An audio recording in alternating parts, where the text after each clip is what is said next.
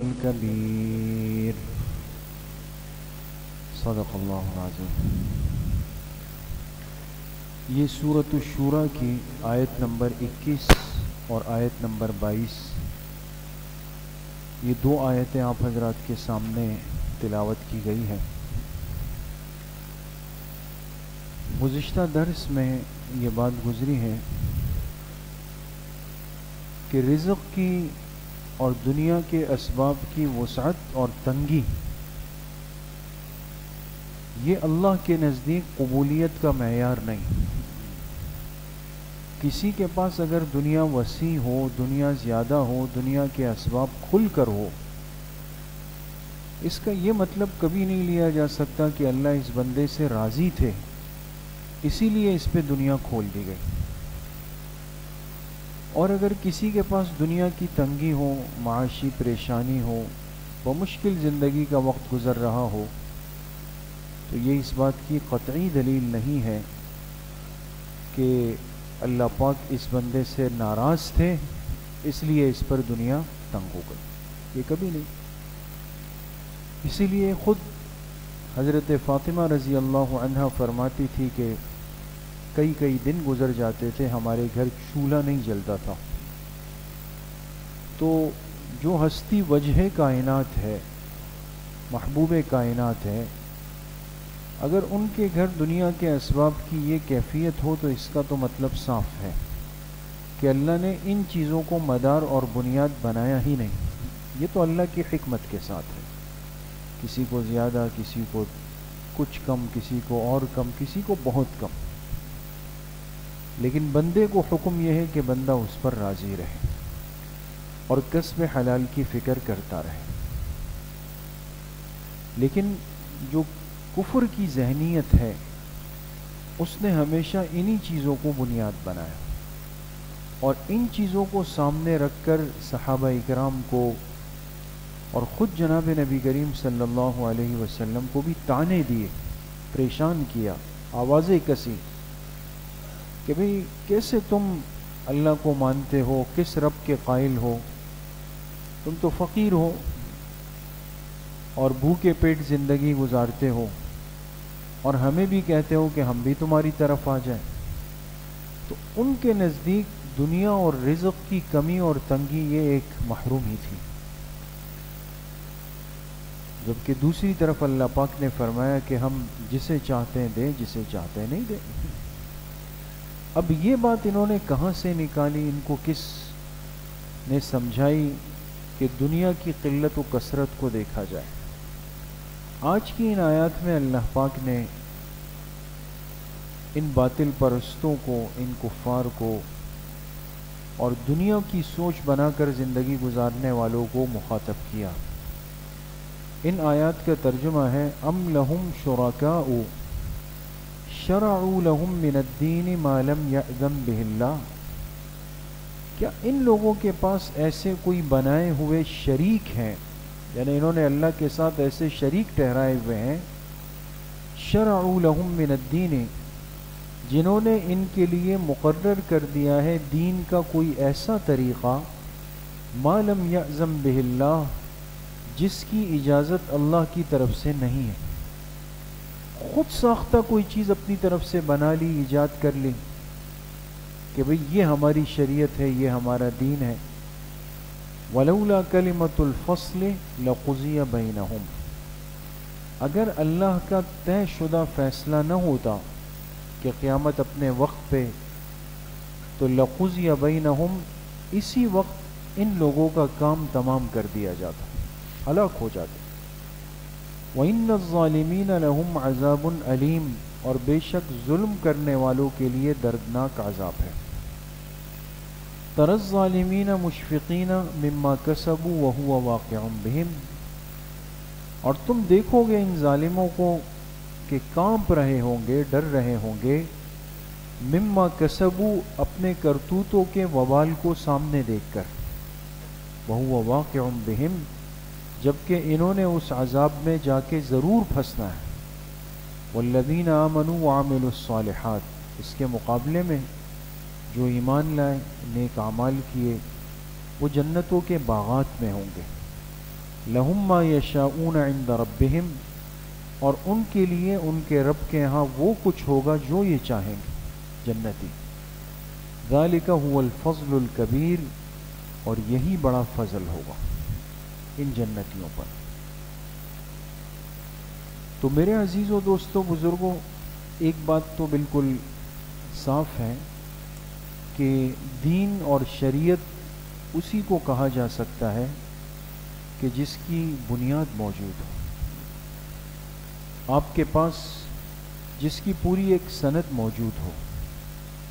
جیسے آج جمعے کے بیان میں بات ہوئی، آپ میں سے جو احباب اگر ہوں گے، کچھ تذکرہ ہم نے کیا تھا، یاد ہے خلفائے راشدین کا، حضرت ابوبکر صدیق رضی اللہ عنہ کا۔ تو اس میں یہ بات عرض کی کہ اس امت کی خوش نصیبی یہ ہے کہ ہمارے پاس ہمارے پیغمبر کے وہ معمولات بھی محفوظ ہیں جو رات کے اندھیرے میں آپ نے گھر میں فرمائے۔ ایسا ہی ہے نا، دن کے معمولات تو مسجد میں سب دیکھ رہے ہیں، لیکن آپ گھر چلے گئے اور گھر کا دروازہ بند کر دیا، رات کو آپ تہجد کے لیے کب اٹھے؟ پھر تہجد کے لیے جو آپ نے وضو کیا، وہ وضو اسی طرح تھا جس طرح عام نمازوں کا وضو تھا، یا اس میں فرق تھا؟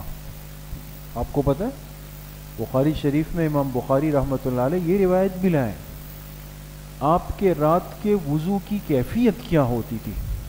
یخفف، ہلکا وضو ہوتا تھا۔ اب یہ اتنی باریک چیزیں، ایک ایک چیز امت تک آئی، یہ کس طبقے نے بتایا؟ یہ کس نے امت کو منتقل کی کہ آج ہمارے پاس صبح سے رات اور رات سے دن تک کی ساری شریعت کی تعلیمات، اور وہ بھی سنت کی روشنی میں، وہ ہمارے پاس موجود ہے؟ اس لیے کہ اللہ تعالیٰ نے آپ علیہ السلام کو ایسی جماعت دی، ایسی تربیت یافتہ لوگ دیے کہ جنہوں نے پوری امانت اور دیانت کے ساتھ آپ کی زندگی کو امت تک منتقل کر دیا۔ اور آج اس کا نتیجہ ہے دوستوں، آپ دیکھیں ہمارے پاس ہر چیز کی بنیاد موجود ہے، اصل موجود ہے، دلیل موجود ہے، حوالہ موجود ہے۔ کوئی اگر نئی بات کرے گا تو ہم اس کی گرفت کریں گے، علماء اس کو پکڑیں گے۔ کیوں؟ علماء کہیں گے آپ نے جو بات کی، آپ کے پاس اس کی کوئی دلیل سند ہے تو آپ لے آئیے۔ بات سمجھ گئے؟ تو دین اسلام کے علاوہ کوئی طریقہ اس وقت دنیا میں ایسا نہیں ہے دوستو کہ جس کے پاس اس کے معاملے کی بنیاد موجود ہو۔ ہمارے پاس بنیاد ہے، ہمارے پاس سند ہے، ہمارے پاس حوالہ ہے، ہمارے پاس دلیل ہے، اور یہاں تک محنت ہوئی ہے کہ پھر جو حضرات بیان کرنے والے ہیں ان کی زندگیوں کی کھود کرید بھی ہوئی، جس کو علم کی زبان میں کہتے ہیں جرح و تعدیل۔ کیا کہتے ہیں دوستو؟ جرح و تعدیل۔ آپ کسی شخص کے بارے میں یہ جانچنا چاہیں کہ بھئی اس بندے کی بات میں سن تو رہا ہوں، یہ اس قابل بھی ہے کہ اس کی بات پر اعتماد کیا جائے؟ ایسا تو نہیں ہے کہ یہاں بڑی بڑی باتیں کر رہا ہے، کبھی ایک ہاتھ مار رہا ہے، کبھی دوسرا مار رہا ہے، بڑے لچھیدار انداز میں باتیں کر رہا ہے، لیکن محلے میں ذرا خبرگیری تو کریں کہ کوئی اس کو 10 روپے قرض دینے پہ تیار بھی ہے یا نہیں؟ ایسا تو نہیں ہے کہ 2 نمبر بندہ ہے۔ اس کیفیت کے معلوم کرنے کو، جانچ کرنے کو کہتے ہیں جرح و تعدیل۔ بات سمجھ گئے؟ جیسے ایک گواہ عدالت میں آپ کی طرف سے پیش ہو تو ایسا نہیں ہے کہ گواہ چلا گیا اور اس کی گواہی بس چلو وہی فیصلہ نہیں۔ پس پردہ کیا ہوتا ہے؟ خفیہ طور پر گواہ کی تحقیق ہوتی ہے، اس کی معلومات ہوتی ہے کہ یہ بندہ خود کیسا ہے۔ پتہ چلا جو بندہ گواہی دینے آ رہا ہے وہ خود مشکوک بندہ ہے، تو وہ کیسے گواہی دے رہا ہے؟ قابل قبول ہی نہیں ہے۔ اس امت تک احادیث جن راویوں نے پہنچائی، ایسا بھی نہیں تھا کہ ان راویوں کی بیان کی ہوئی ہر بات کو چلو بھائی فوراً لکھ لو، قبول کر لو۔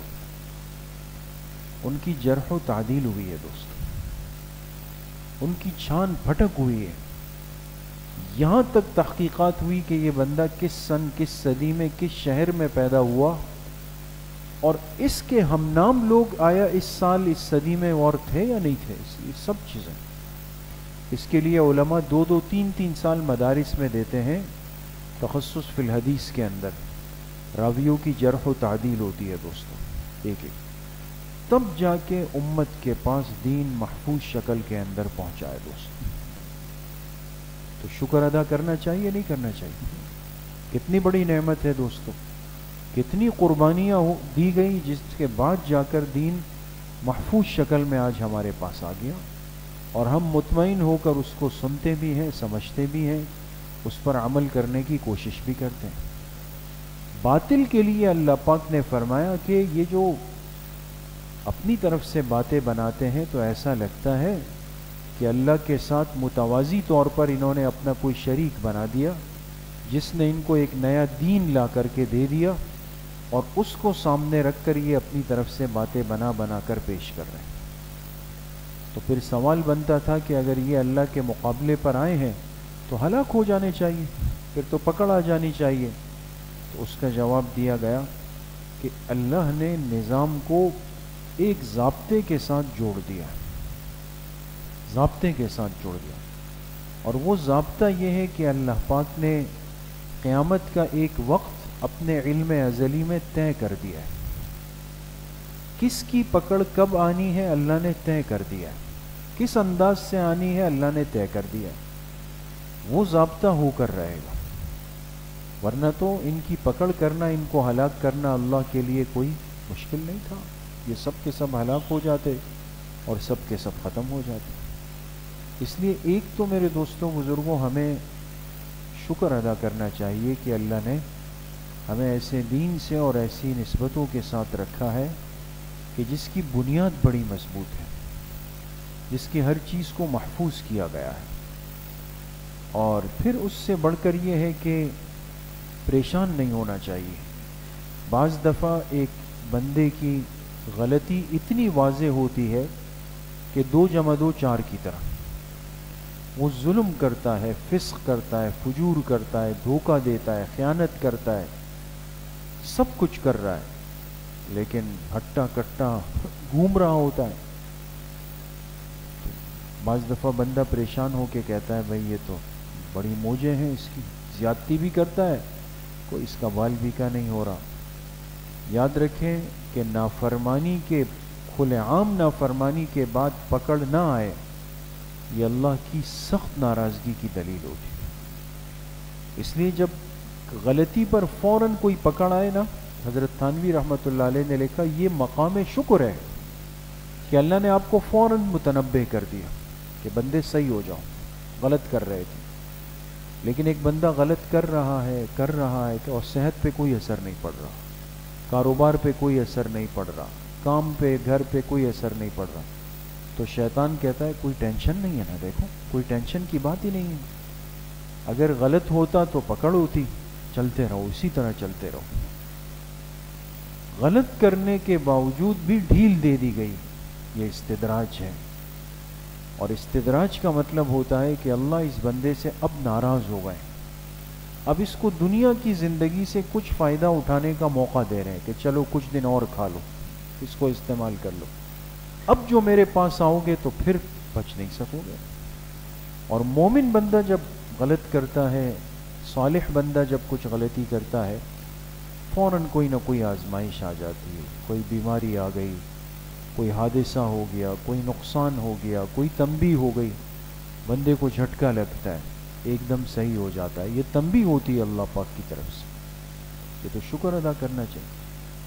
اس لیے اس وقت دنیا میں جو کچھ ہو رہا ہے امت مسلمہ کے ساتھ، اور جو زیادتیاں ہیں، جو ظلم ہے، جو فساد فی الارض ہے، تو ہم پہ بھی بوجھ ہوتا ہے کہ بھئی یہ کب تک چلے گا اور کب اللہ پاک فیصلہ فرمائیں گے. تو انسان کو مطمئن رہنا چاہیے کہ اللہ کے ہاں فیصلے کا وقت طے ہے، اسی وقت پر وہ فیصلہ آ کر رہے گا. تیسری اور آخری بات یہ ہے کہ یہ تو دنیا کی زندگی ہو گئی. ایک دن آئے گا کہ مومن کو بھی دنیا سے جانا ہے، کافر نافرمان کو بھی جانا ہے. لیکن اب فرق یہ ہوگا کہ اب جب میدان محشر میں کھڑے ہوں گے تو مشفقین مما کسبوا، ظالم کی حالت یہ ہوگی کہ یہ اپنے کرتوتوں کا انجام دیکھ کے کانپ رہا ہوگا، کانپ رہا ہوگا. اور جو مومن ہوگا فی روضات الجنات، یہ جنتوں کے باغات میں عیش سے زندگی گزار رہا ہوگا، راحت کے اندر ہوگا.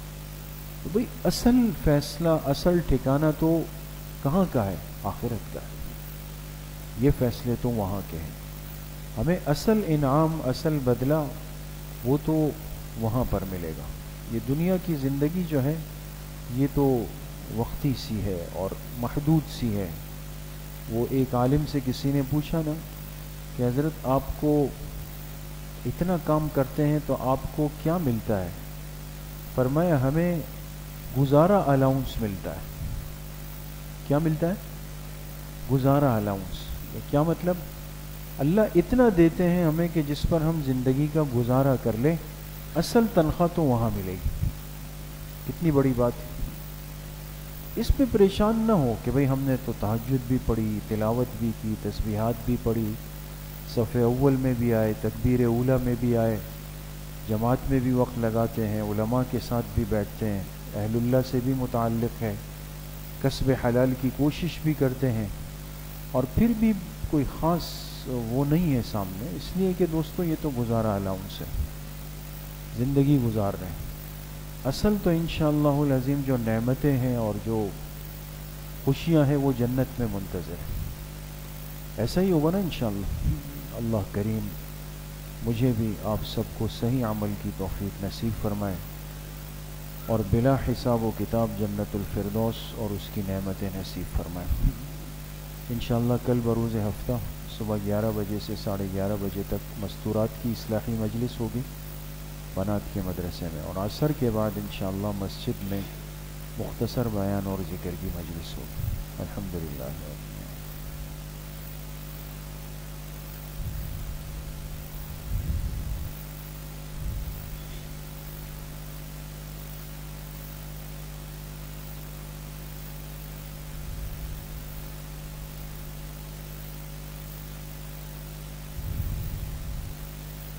ہماری مسجد کے نمازی بھائی غلام نبی صاحب کے بہو کا انتقال ہوا تھا. ان کے ایصال ثواب کے لیے جو کچھ پڑھا گیا اللہ ان کو ان کی قبر میں نصیب فرمائے. باقی جتنے مرحومین مرحومات دنیا سے جا چکے ہیں اللہ پاک سب کی قبروں کو جنت کا باغیچہ بنائے. وصلی اللہ وسلم علی نبینا محمد وآلہ وصحبہ اجمعین برحمتہ.